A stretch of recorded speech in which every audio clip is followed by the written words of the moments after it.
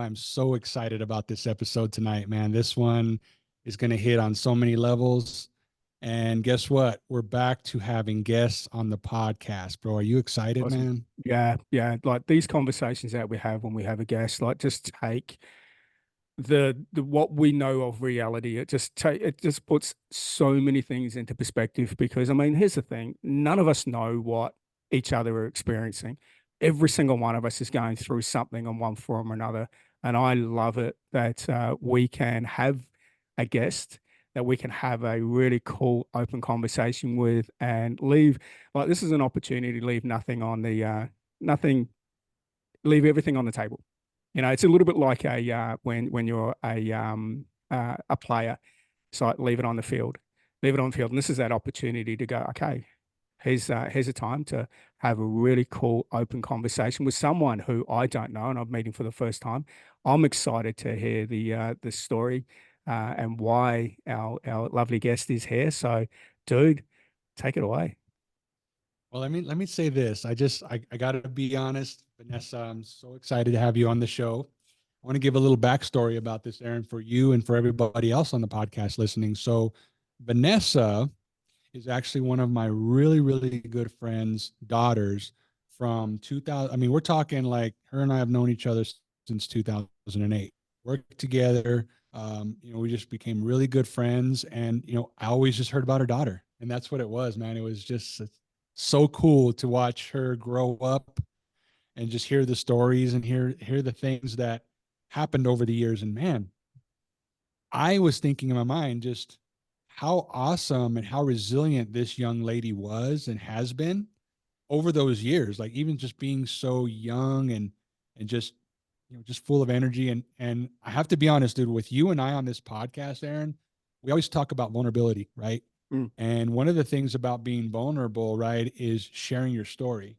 yep. And so bringing on Vanessa tonight to tell her story, she's got a very, very powerful story that we need to get to that I think is going to help tremendously, help women out tremendously, just hearing about this particular topic tonight. Also, in addition to that, just talking to people that are thinking about quitting, right? There's a Mm, story, there's a message here tonight that we really need to get into about, there's one thing I want to say before we really get this kicked off and introduce Vanessa here. A sick person only wants one thing. mhm. A healthy person wants 1,000 things. Isn't that powerful, dude? Let that sink in as we hear this story tonight, right? And I'm not saying anything else about, the story that we're about to hear other than that's a good quote, right? Because all of us go around in life right now where we're struggling in all these different ways. But can you imagine somebody who's very, very ill and all they want is one thing? Mhm. What do you think that one thing is, man? And when you talk about this story tonight, bro, this is such a good, good reminder to people out there in this world that, hey, you know what? There's some strong and there's some tough, tough women out here. And you know what? With that, I'm going to introduce Vanessa.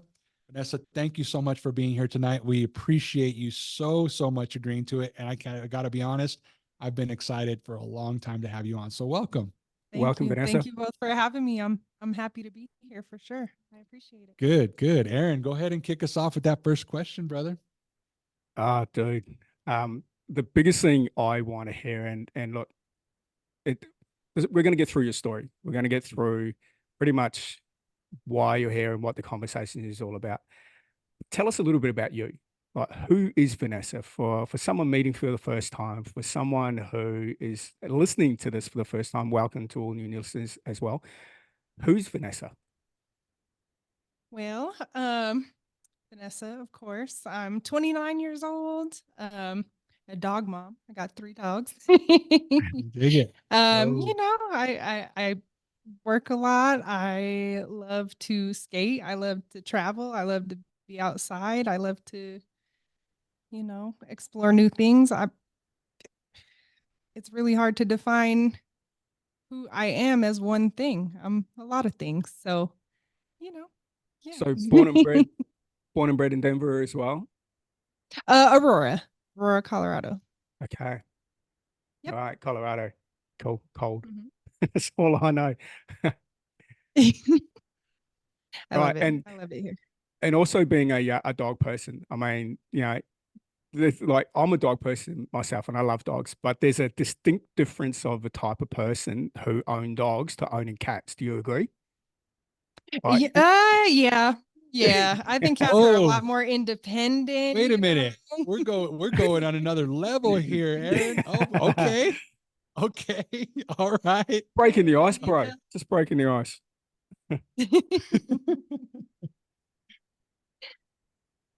I dig it, bro. Well, you know what? Wow. All right. Well, that's how we're gonna go. All right. Yep. Yep. Let's reel this back in here, Aaron. All right. We're not talking dogs versus cats here right now, man. You're gonna We rile up should. a whole another group of people right now. Hey, man. So no, but that's good, Vanessa. This is what I'm gonna say, right? Is when you introduce yourself, you're young, you're hungry for more, you've got all these different hobbies. Of course, I know your mom, so I've heard so many different ways that you're just spending time with your life and you're just living life. I dig it, right? Yep. And if you think about it, if I just meet you on the street for the first time, I don't know anything about you, right? And so talking about the people that are complete strangers that are listening to this for the first time. And, when we title this, we're going to put something in it with your name, right? And people want to know, when we're talking about Vanessa, you bring a powerful story, right? So obviously, we talk about your life a little bit and what you do on a day to day. What was the upbringing like? I know your mom, right? Mhm. But how did that really affect how you grew up? Some of the things you saw. And again, this is a very safe space. You share as much or as little on the young human being that you are. Well, for me, being born in Aurora, I love it here. And I appreciate that I was born here because it gave me a range of things to see. Like Aurora, when I was growing up, it's very diverse. Like I get to see all types of people, all types of cultures. I grew up with a bunch of friends from different places that moved from different places. My mom raised me by herself. Um, and I think that was great because I just learned how to be independent. I learned how to have strength. I learned how to have perseverance. And that was also, due to my surroundings as well and where I grew up. There was, a little bit of craziness in Aurora sometimes, a little bit of violence, a little bit of stuff, going on. But you learn how to deal with different things. You learn how to connect with different people. You learn how to just grow, and you're not afraid to be yourself when you come from here, I guess. So my question, let me go a step further on that, Vanessa. I mean, how did you, as a teenager, maybe, even just into your younger years, how did you avoid that type of stuff? Because I'm sure it was all around you. I'm sure that you saw and maybe got pulled in a lot of different directions, like, hey, come with us here, or let's go do this, or peer pressure, right? That's what we call it. So how did you really just kind of step up and go, you know what? Maybe I'll try it, maybe I won't. But I mean, I really just want to hear from you. Like, how did that affect you? Honestly, I never cared too much for peer pressure. The Nice. reason being is because, like I said, I was raised by my mom. She kept my head on right, and because I had to watch her kind of work so hard and sacrifice so much to get us to a good space. It sounds strange coming from a kid's mind, but even when I was young as a child, as a teenager, I never wanted to cause her problems because we already had enough to deal with. We already had enough to go through. There were already hardships. So why make it harder on her for a little fun or for a little trouble? It just never made sense to me. And I think when I was younger, I got bullied a lot by a lot of people for every range of things. So I was already me. So it's not like I was worried about fitting in or anything like that because there was no point. I was already being bullied. So I wasn't worried about saying no and getting made fun of or saying no and being called the square or anything like that. It just didn't apply to me. I just didn't care. So it kept me out of that. Oh, And plus I got to see what they were going through, and I got to see that those people never got a benefit from that lifestyle. Like living a lifestyle of trouble, it never got you anywhere. It never gained you anything. So what exactly would I be gaining by joining in? You hear that, Aaron? Wow. Wow. Okay. The whole being bullied at school, it automatically separates you from you know, the wanting to fit in side of it. And hence with you being so young, and already seeing the struggles that, like, as a family unit you were going through was insane. So what were the school years like? I mean, what did you do? Was there sport? Like, was it just all kind of like just study for you? Like, what did that involve? For me, yeah, it was just going to school, getting my work done. I've always been pretty smart. In like second grade, I was at a seventh grade reading level. So I mean, Bam. I dig I it. did good. Yeah. I just it came pretty easy to me. So I was just quiet and I did what I had to do and I left there.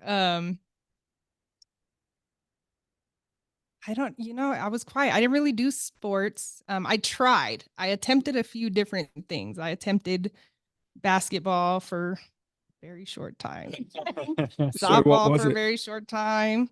Was it that you weren't good at Uh, the sport, or was it that you just did not gel as a team because you were kind of like such a recluse? I mean, and that's probably a term to use. I mean, no disrespect to you at all, but yeah, when you are right. bullied, all you want to do is be alone. You just want to be in your own space and your own time. So yeah, what was it? Was it not very good at sport, or you just found it really hard to fit in? I think for me, it was really just I was kind of intimidated, especially with the sports I was trying to play with basketball and with softball. I was kind of small, so when I'm in there and I'm with like girls that are in the weightlifting class or girls that are, 5'10" in the sixth grade, I was a little bit intimidated and I didn't want to get, knocked down and get hurt and, have to deal with more than I already was. So I was Mm. just like, it's not really my thing. I was in band in sixth grade and that was cool. I played the saxophone for a little while. Love that. My mom would say Music. I wasn't great at it, but I Damn, did like parents. playing it. But come For on, those that mom. are listening to, mom's in the background, so she can hear everything. So we're putting it out there whether mom's here or not. I love it. Yeah, bro. So yeah, the thing is, Vanessa, I think with you, right, is all of these things that just it speak to you from just this high level, young, and like I said, just young person coming up. And I just appreciate that so much because in this day and age, and Aaron, you and I talk about it a lot, there's just a lot of follows, a lot of followers, a lot of people on social media that are looking for likes and follows. Yeah. Right. And it just sounds to me like you just swam up a different stream. That was never your deal.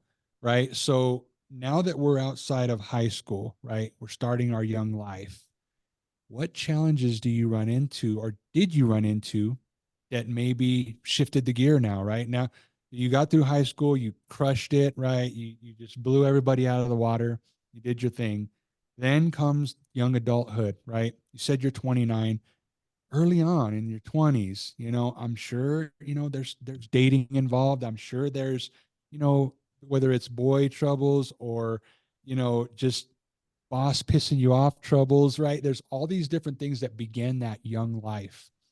So what happens next? What let's dive into that story with what the next challenge that faced you. I think for me, it was when I graduated high school and then I turned 18.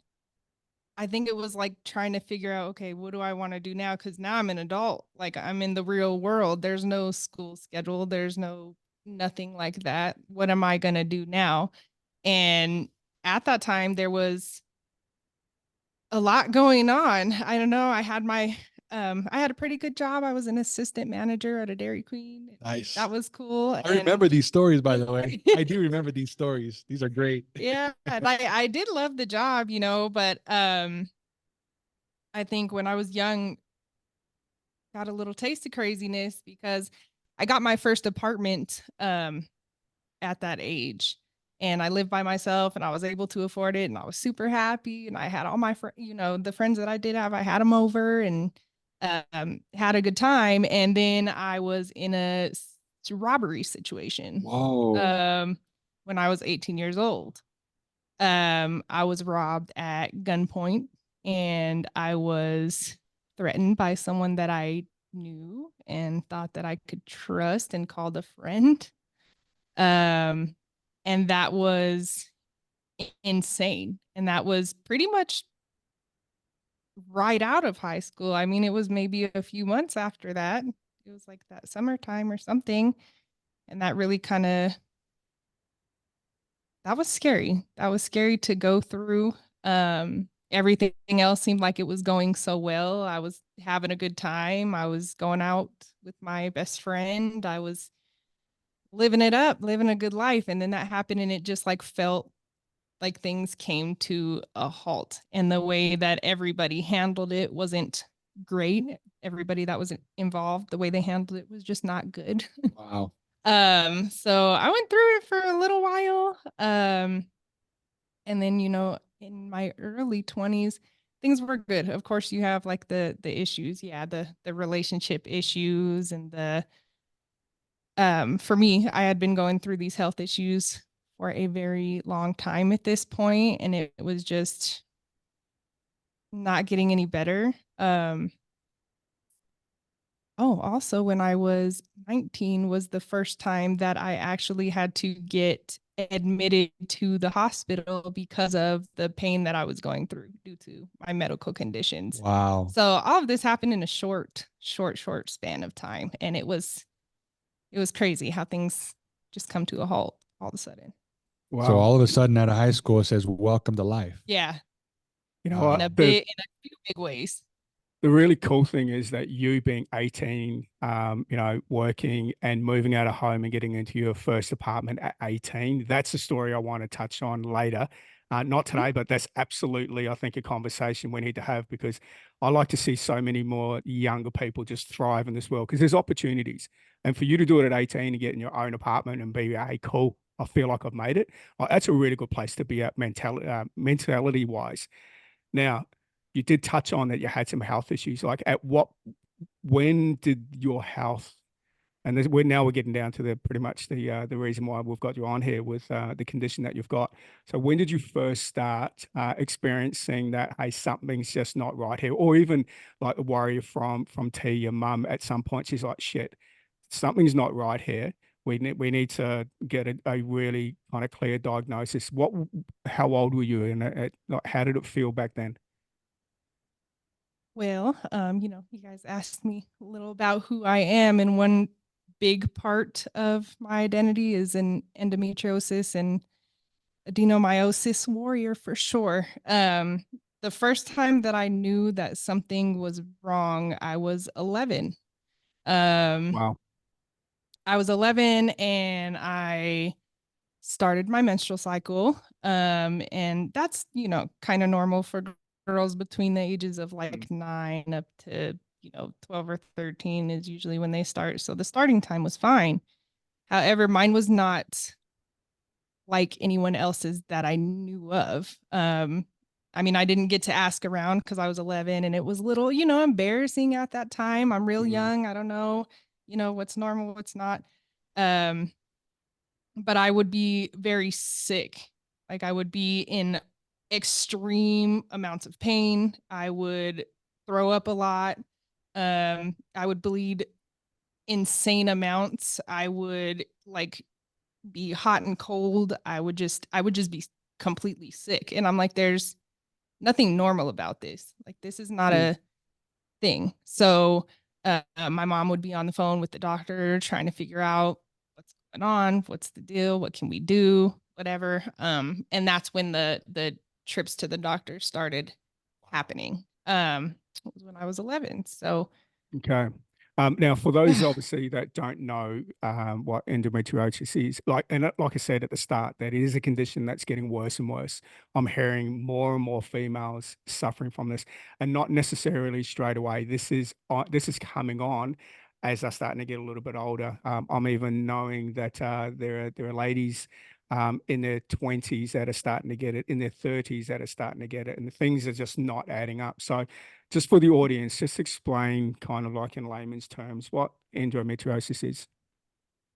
So endometriosis is basically where you have tissue that grows outside of your uterine lining, and it attaches itself to anything that it can find. So it doesn't just stop at like your uterus or any of your reproductive organs. It can spread itself to anywhere in your body. It can go up to your brain. It can attach, for instance, I just had a hysterectomy about 10 weeks ago.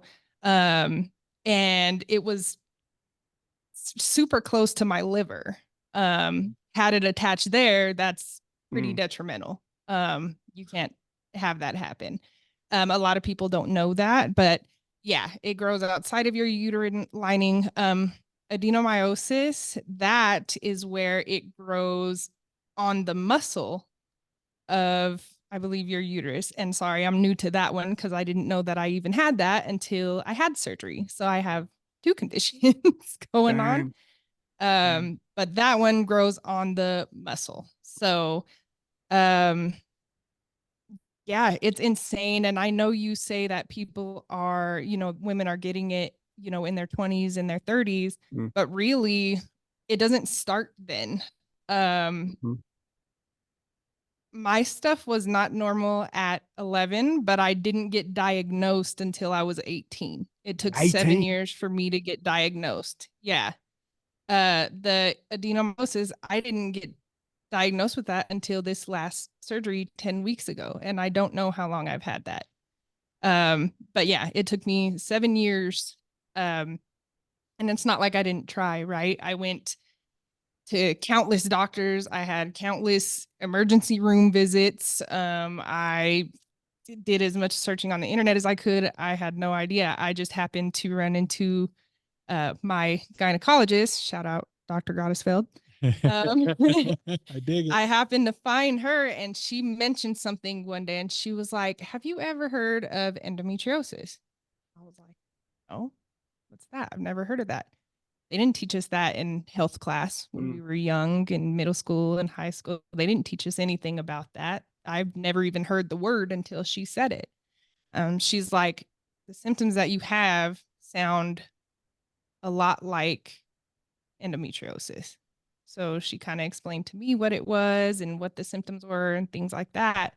And basically, the only diagnosis is to have surgery. They can't diagnose it they can look at ultrasounds and things like that to try and give you a clue of what's going on, but you cannot get diagnosed with endometriosis until you go under the knife and you have surgery. And then they can diagnose and tell you whether you have it or not. So that's, when my first surgery got scheduled, and I had to go through that to find out if I even had it in the first place. So wow. yeah. 7 years of unknown. And like, we're going to touch on this a lot, John. And it's that one word that came up literally from the start, and that's resilience. That's, I think we're really going to touch on a lot of that with your story. Okay, wow. And those of you that are PTs or know a little bit about physiology will kind of understand the amount of pain that you're going through when you've got both of those symptoms. The amount of information that obviously is going on through your abdomen area, but also with the information and the trauma that you're getting when it's attached to a muscle. I mean, that's just okay. That's insane. Now, and this happens only during cycle time. You have about a couple of weeks grace. Now, were you having that grace period outside? Okay, now you're actually shaking your head. So there's literally no grace for you at all. You were in constant pain in one form or another right through, and then it just exasperated when you were going through your cycle. Okay, so for 7 years, and naturally your mum will be beyond herself, because as a parent, all we want to do is you just want our kids to be safe. We want our kids to be okay. We want to do everything we can in our power to ensure that, they're not in any pain at all. So from your point of view, seeing what your mum was going through, her seeing you go through your pain and your struggles, how was that for you? I hated that she had to watch me like that. I really did. And you know, of course she didn't mind. She's never minded. She's my mom. She loves me. She was gonna help me in any way that she can. But I hated to watch her like that because she's helpless. She can't do anything. All she can do is try to comfort me in the best ways that she knows how, or try to look things up, or try to alleviate some pain, get me a heating pad, or make me something to eat, or, you know, do something like that.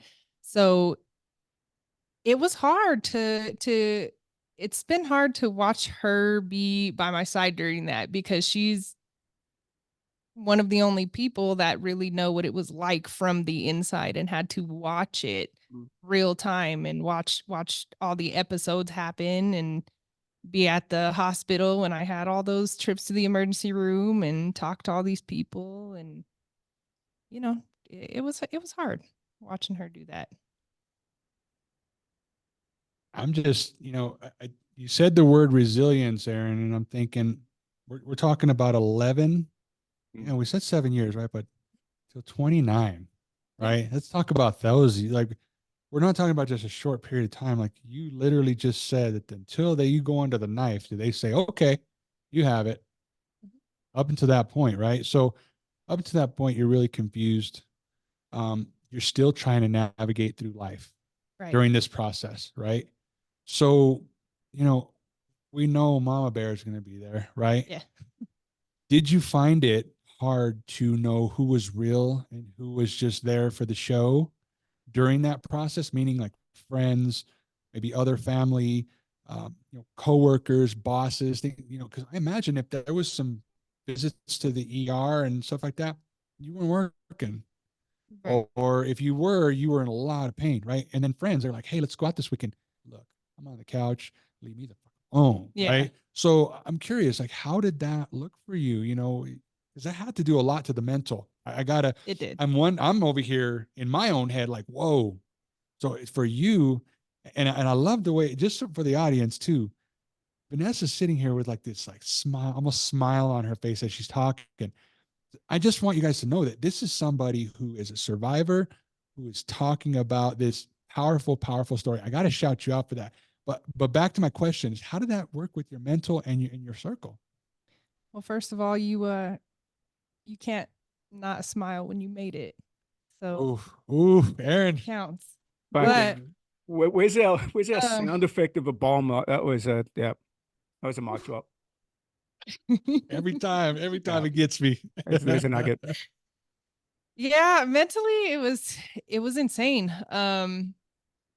I think within that 7 years, it was hard, because once they figured out, they diagnosed me with painful menstrual cycles. That's just what it was considered. They didn't really do any more exploration. And when I was 13, they kind of threw me on birth control. And that's probably a lot of the reason it takes women so long to get diagnosed as well, because a lot of the times birth control will subside a lot of the symptoms. So although you still are in pain all the time and things like that, it does help alleviate some of it, or it gives you some sense of like regularity and whatnot.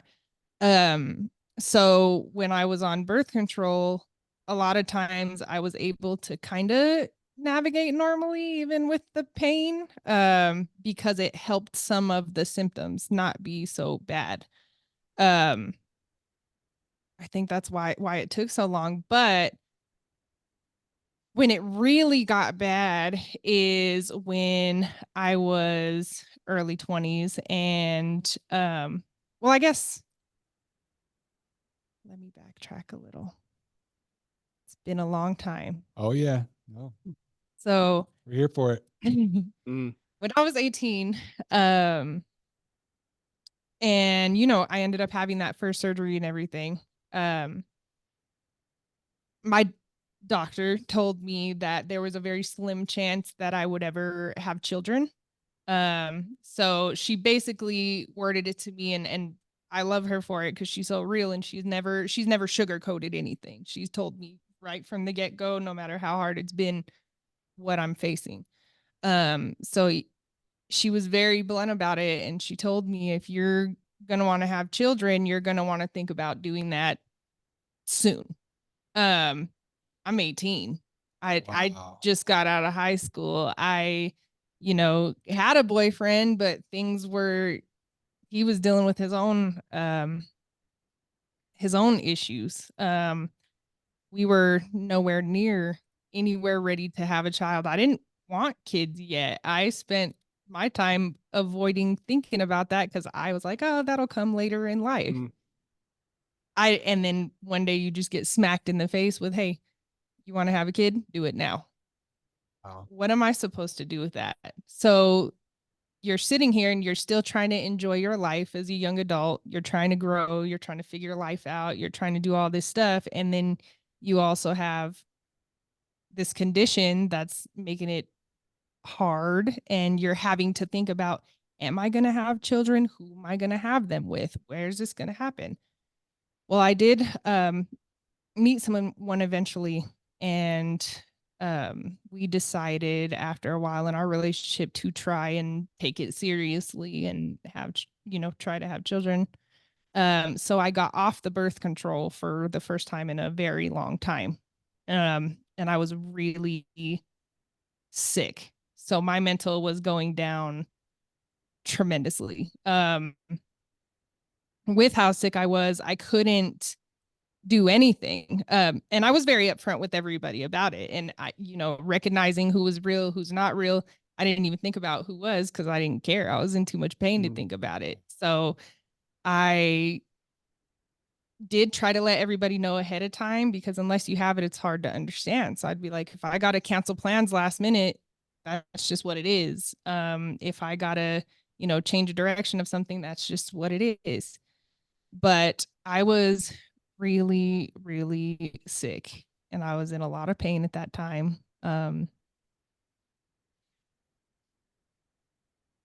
laid in bed all the time and I was on FMLA with work. So like you said, you can't be working like that. And I couldn't. So I had intermittent FMLA to be able to take off work whenever I was in extreme amounts of pain, which was all the time.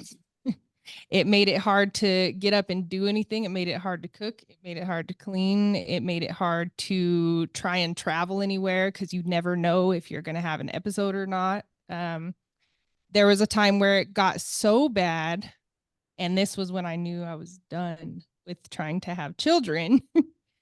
It got so bad that all I could do was lay in bed most days. And if I was not in the bed, I was in the bathroom, like throwing up. And there were times where I would have to have pile of clothes and I would sleep on a pile of clothes in the bathroom because I couldn't leave the bathroom, if I had to get around my house, I was crawling on hands and knees because I couldn't stand and I couldn't walk.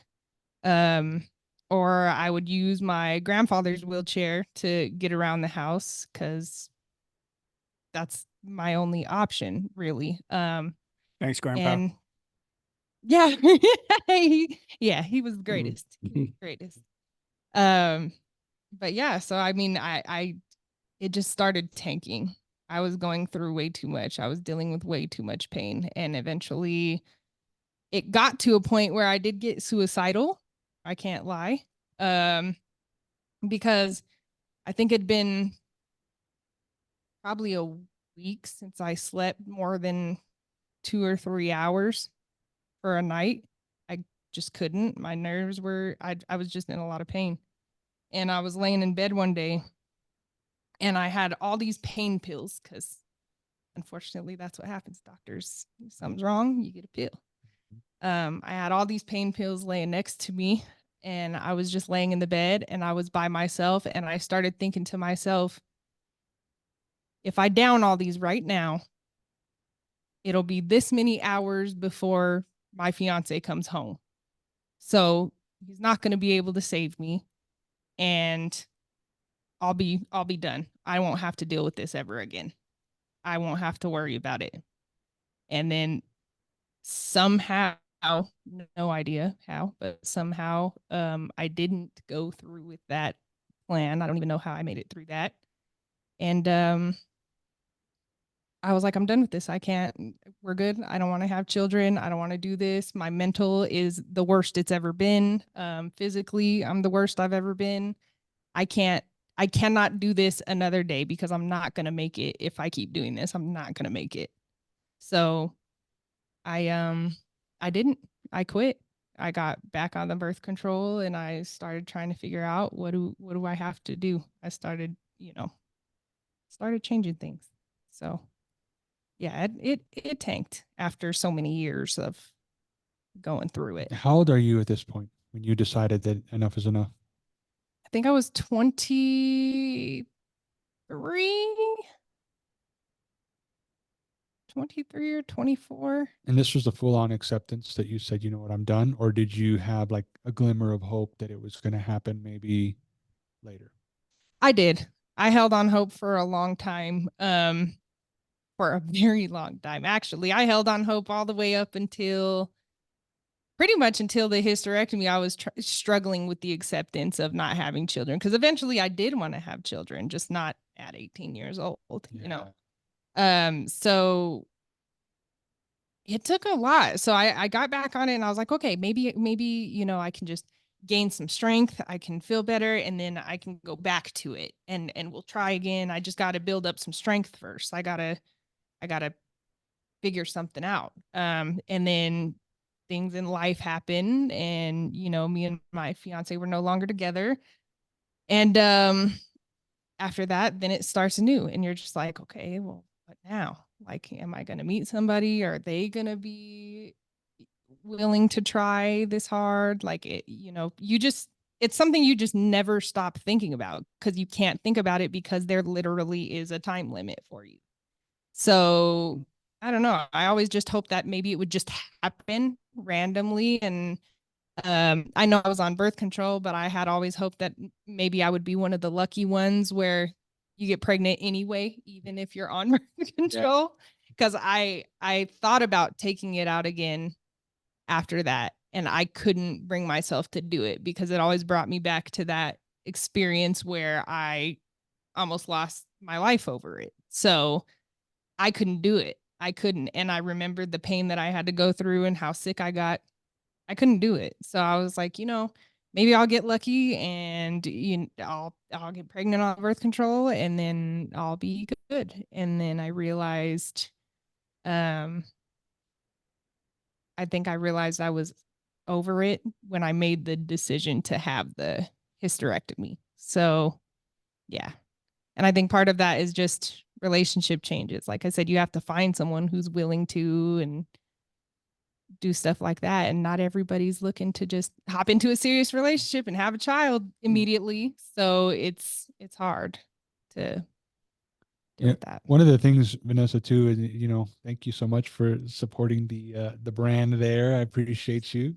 But one of the things on the sleeve, it says J, right? And that stands for journey accepting yourself, right? So one of the things I have to ask you is, you were talking about, having somebody accept what you were going through, but during that journey for you to accept it, how was that? It was hard.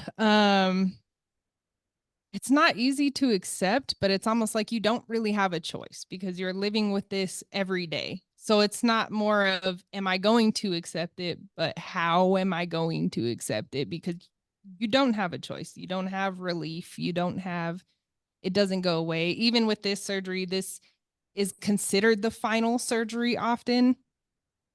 There's no finality about it. You have this for life. There's always a chance that it could come back even without your, reproductive organs, or if it had attached to anything and they just didn't find it, you're going to deal with it for life regardless. So it's, how am I going to accept this more than am I going to accept it? I don't ever accept it. I don't think it's acceptable that women have to go through this at all. I don't think this is an acceptable condition, but while it exists and there is no cure, I think it's important for us to just figure out how. And all you can do is do things you love and find those little glimmers of happiness, find people that love you, find things that are important to you, and hold on to them. And I just want to say one thing. I fully agree with you. I don't think it's acceptable. I think I meant the not having kids part. I think that's what I Oh, was. I think that's. Sorry for not. got you. Sorry. Oh, no. But yeah, that's all it was. Is that part of it? So how did that really? I mean, I imagine that was a battle. That was it was a battle because, like I said, I had wanted kids, but I wanted them later in life. And when I found out about not being able to have kids, me and the person I was in a relationship with, like, we were in a long-term relationship, and he, suffered from addiction and things like that. And that was a battle in itself, because it's like, okay, how do I have a child with an addict? Can I? And we're 20 by this point, maybe. What am I gonna do? And then, some time goes by and you're in the dating world. While you're single, you're in the dating world, and you got to figure out, how am I going to tell this person about this? I'm basically, how do I break this down? How do I explain, hey, if things are serious, this is the condition that I'm dealing with, so these are the symptoms. I get really sick, and I need your help taking care of me. And by the way, I don't know that I can have children. I probably can't. So then it's like, when do you introduce that into dating? You don't know. And then, when I was with my ex-fiance and we were together and serious for a while and that didn't work out, then it's like, here we go again. And then, I had a chance with one more person after that, and he passed away. Um, and so after that, I was just like, is it ever going to, what do I do now? What do I do now? So I don't even know that I ever had the time to accept it before I made the decision to have my kind of final surgery, because it was all, my brain was always, how am I going to get this done? Not accepting that it's not going to happen, because I still had a small chance. So I'm like, how am I going to make it happen? So my brain was always focused on, is it ever going to happen? How's it going to happen? So when I got to acceptance, it was just, you know what? I tried. I realized that I gave it my all. When I was trying to get pregnant, I gave everything that I had. I had a diet that was very healthy. I quit red meat. I didn't have any sugar whatsoever. I didn't have caffeine. I didn't do this, that, and the other. I tried everything. I went through 4 IUI cycles. I did everything that I could, and it didn't work out. And I got really sick, and my mental was really bad. And I was like, are you willing to go through that again? I just had to really sit myself down and ask myself, do you want to go through this again? Even if you have the opportunity, you meet someone and you have the opportunity, do you want to go through that over again? The answer was no. And that's when I was like, it's time to schedule the surgery. I'm done. I don't want to go through this anymore. I'm done with the pain. I'm done with the conditions of my condition. I'm done with all of it. So let's go. Let's get it done. Let's live life now. We're older now. I want to live. I don't want to live by my condition. I want to live life. So let's do it. Are you Wow. getting goosebumps over there, Aaron, in Dude, Australia? dude. Oh, seriously, this is exactly what I was going to say. I got goosebumps with you just saying that. Like, what you went through in 20 years, and only being 29, some people literally go through their entire life and experience what you do over a 40 or 50-year time span.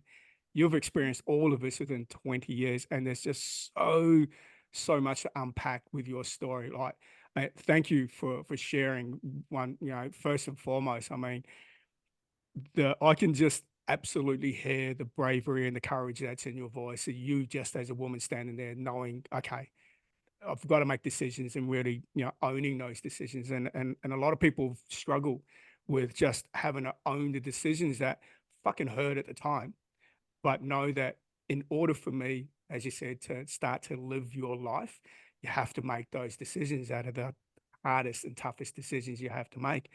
Um, and look, I want to touch on one really quick thing here. And as a man, a lot of men just don't get and understand what you're going through. They kind of see it from the outside. And again, there's kind of a little bit of a helpless thing. And a lot of people in your circle would have made your condition about them. You know, if you can't go to a party or you can't do this, it's all about me. Oh, fuck, you've let me down. They just don't get it. So from, look, probably how am I going to ask this question is, from a man's perspective, what are the key things that we need to know to be able to help support and nurture and just be there for you? What are the key things and the key takeaways? Naturally, you've had some love in your life in the last 5-10 years. Sorry for the loss of someone who you thought was going to be there in the long haul. How did they first accept your condition? And secondly, what were the really key takeaways that helped you feel comfort in those times? You know, the thing is too, and I'll say, to help somebody with this condition, it's not just men, because not all women have to deal with this too. So it's important for women to know how to deal Cool. with it for other women as well. But patience. Patience is the biggest thing. I remember one time me and my ex-fiance were going to see the ice castles up in Dillon, Colorado, and we had driven for 2 hours at this point, and I had an episode like a flare up really bad. One of my cysts burst, which is something that commonly happens. When that happens, you're in excruciating pain, like blacking out, ready to pass out kind of pain, insane amount of pain. And I couldn't go, obviously, at that point. And in fact, he had to race and drive 2 hours back to get me to the hospital to get me treatment. Of course, for any normal person, that might be frustrating to drive 2 hours and now we can't go. Now it's just canceled. Now we got to turn right back around. Like, what the hell? Or same thing, if I have something planned with my friends or something, and we're supposed to go out and celebrate somebody's birthday that night, and an hour before I cancel, I can't go, I start to flare up. That happens. There's also where I might call off work because I feel horrible. I'm flaring up, things are bad. And then by noon, it's almost like magic, like you feel fine. People don't understand because it's not visible. This is an invisible illness. This is not something that you can see and be like, oh yeah, that person's suffering. So they don't understand. But patience is huge. Patience and listening to them. It's important to listen when they say, hey, I can't do it, or hey, something is wrong, or I don't feel good. Whatever the case is, you might have been fine 2 hours ago. That doesn't mean you're fine now. So I think you need to have patience. You need to be willing to listen. You need to be supportive. It takes a huge emotional toll when you're in pain like that all the time. So you need to be very supportive. What can I do for you? I think the biggest thing you can do for someone like me is to literally just ask, what can I do to help you? What can I do? Because sometimes it's nothing. Sometimes it's just talk to me. Sometimes it's just sit here and watch a movie. Sometimes it's go to the store, get me a snack. You Something. find, But yeah. I think and I think you'll find out really, really quickly who your circle is as well. Yeah. Yeah. You do. You do, because it's easy for people to just be like, oh my God, she's always canceling. Oh my God, here we go. Like, she's always talking about her pain, the pain she's in, again, you can't see it, you don't get visible signs that something is happening. So it almost seems like people don't believe you because they don't have to go through it. Yep. So yeah, you do find out who your circle is and who you can rely on and where to go when you need help, very quick. All right. So there you go, men, fucking patience. it's not always about you, because there are some people that are going through so much. So I think this is where the egotistical shit comes in as well. So thank you very much for sharing that. Thank you. I'm going to fast forward this a little bit. You know, what were you, about 26, 27 when you kind of realized that I'm going to have to make this call and the operation is literally my only savior? At what age were you that then? And yeah, and then obviously we'll start talking about and share when you made the decision to the time when you actually, you know, from the time that you had the operation. And remind me again, it was only 10 weeks ago, wasn't it? Yeah, the operation was 10 weeks ago. Wow, from the time we're recording this, 10 weeks ago.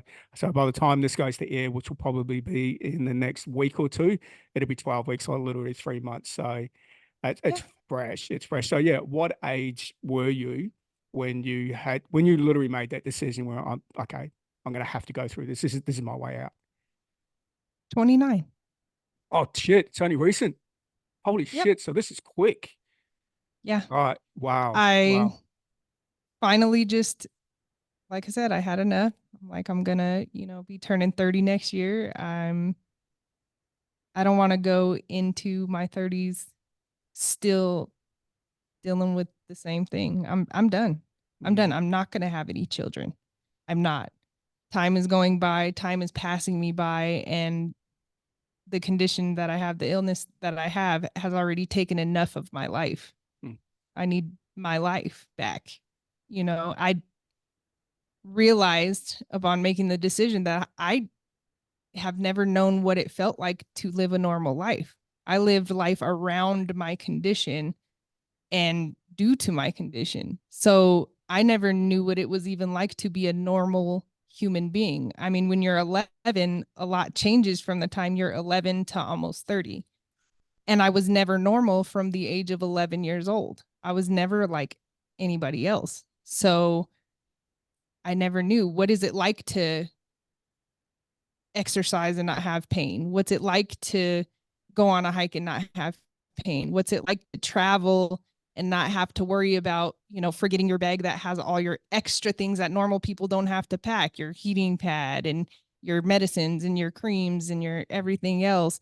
What is it like to be able to make a plan and go through with it when you want to go through with it? What is it, what are all these normal things like? And so I sat there one day and I was like, I'm not having children. I'm not having children. That's just is what it is. And I don't want to go through what it takes to do that anyway.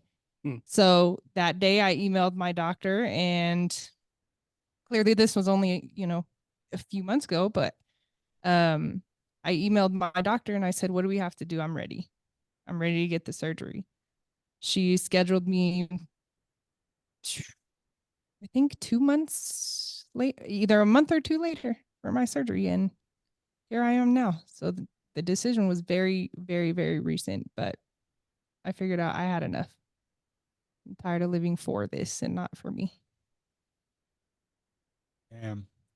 Well, so I love it because I feel like, and Aaron, you can jump in here too, but I feel like we've told a good story, right? We got the early years, we got the middle years, we've got the up to 29, right? We've got all of that, which I already have a name for the title, which was the quote that you just said. That was absolute fire.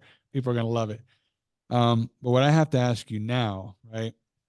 29, almost 30-year-old Vanessa, what's in the cards now? What do you, I mean, again, I have to know because you made it, right? Yeah. We're sitting here, as tough of a story as this is, it's a success story.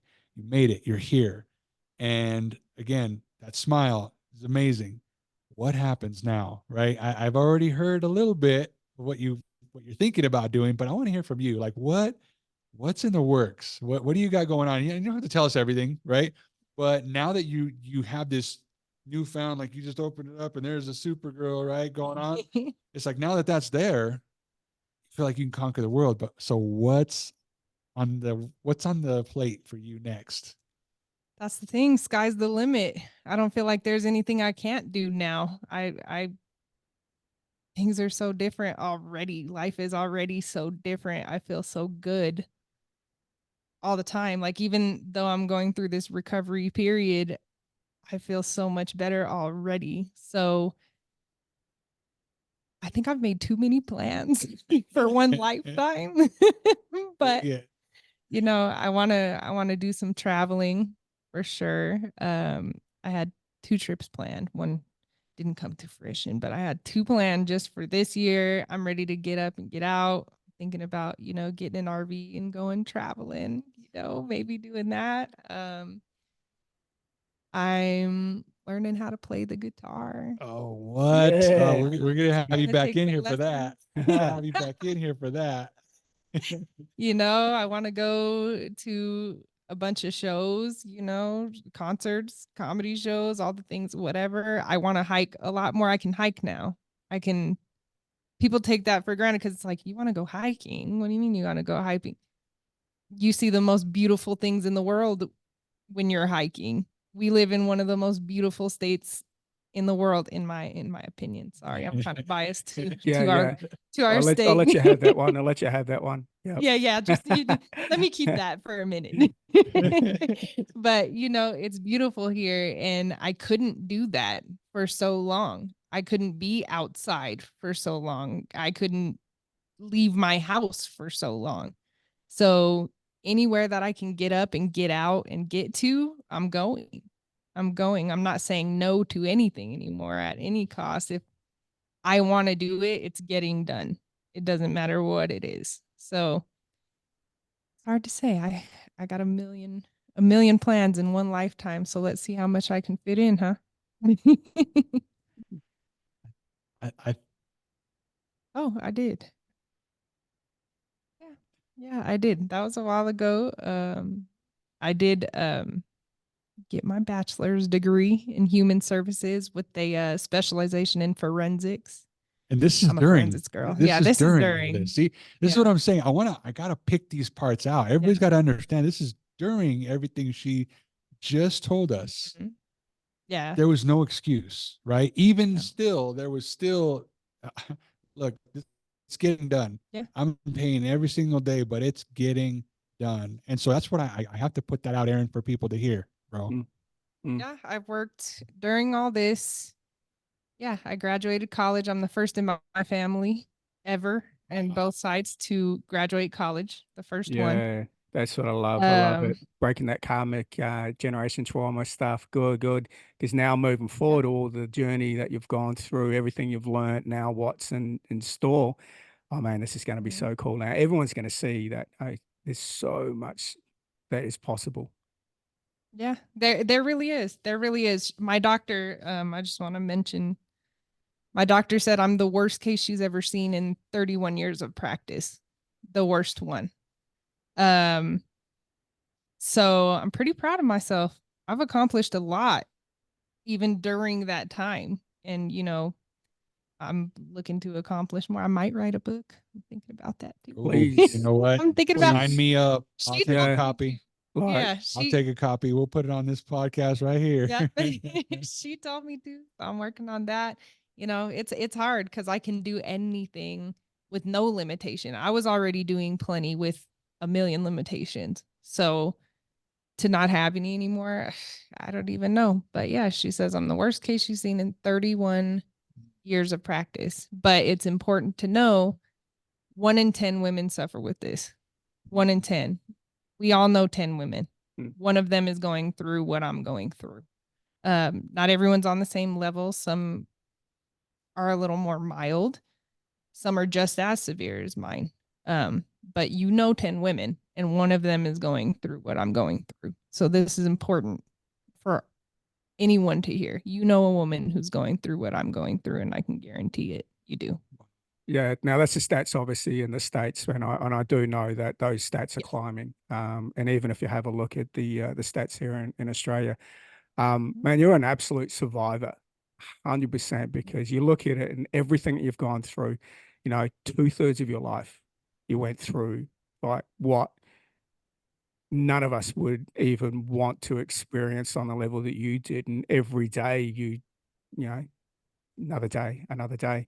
And for you to go through such I guess a roller coaster and a mountain of what you went through from the absolute highs to the absolute lows, and it doesn't matter how long those moments were. They were moments, and now there's memories that you're going to be able to create, which is really, really cool. And please, uh, uh, I implore you to write a book to share this story, everything that you've gone through, because not just women that are experiencing the same condition as you they need a little bit of hope that everything will work out.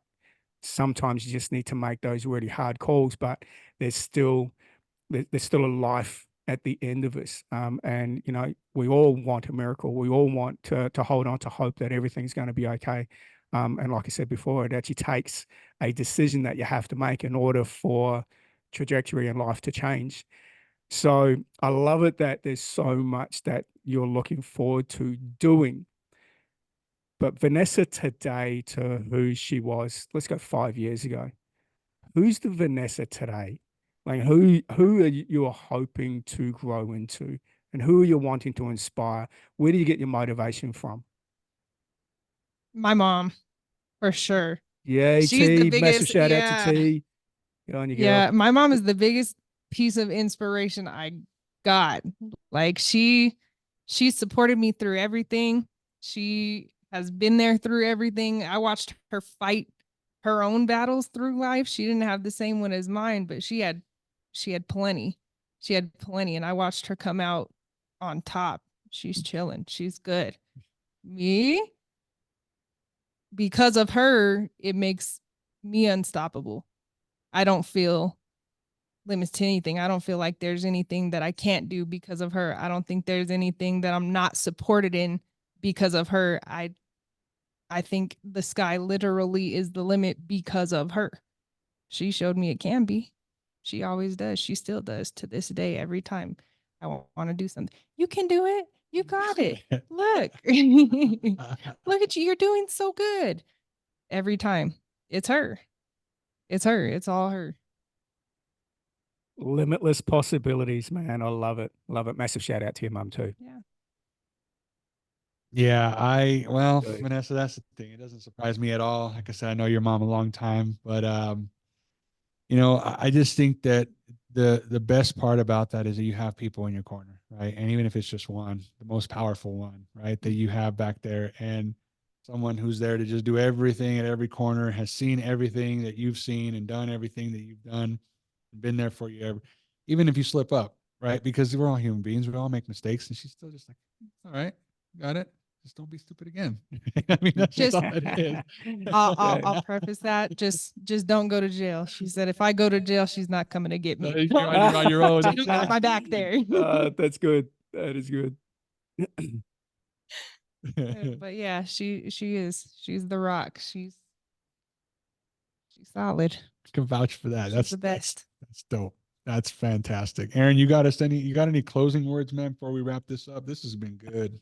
Man, this has been such an insight in not just the journey that you've gone through, Vanessa, but you know, the guys that are listening to this, it's all about the resilience. It's all about hold on to the hope, hold on to the hope.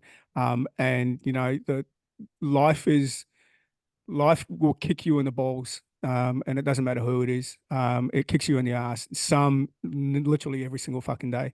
But you know what? When you hold on to that little glimmer of hope, just that to know that you're still breathing, you can still wake up, and there's like you slowly realize that there are people around you that need you in their life to help them go.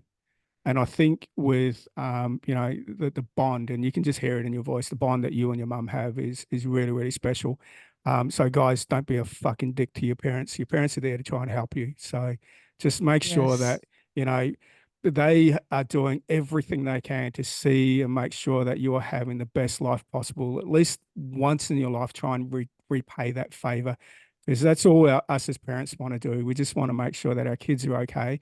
Just don't be a dick, and try and at least put someone else first instead of always putting yourself first, and stop being a self-entitled little shit. And there's the Aussie coming out of me. But even though I am a Kiwi, but I think the closing word for me is I want to just thank you, Vanessa, for being so open in your journey and your story. It's so inspirational on many, many levels. I see this as a part one, John. I definitely want Vanessa to come back and share more of his story. But I think this is literally the part two, the rebirth of Vanessa and what what life is going to bring, and just the things that you're and how you're attacking life. I really want to hear about that. But so thank you so much for your story. It's been incredible. I've been literally sitting here, listening to you with my mouth open, going, "Oh my God, how the hell did she get past that? How did she get through?" So, kudos to you. You're such an inspirational, a very, very brave young woman, and the world is at your feet. So, thank you. And thank you. And thank you both so much. I just want to say thank you for having me here. Thank you for letting me tell my story. I definitely am happy to be making others aware. That's a goal of mine, is to just make as many people aware as possible.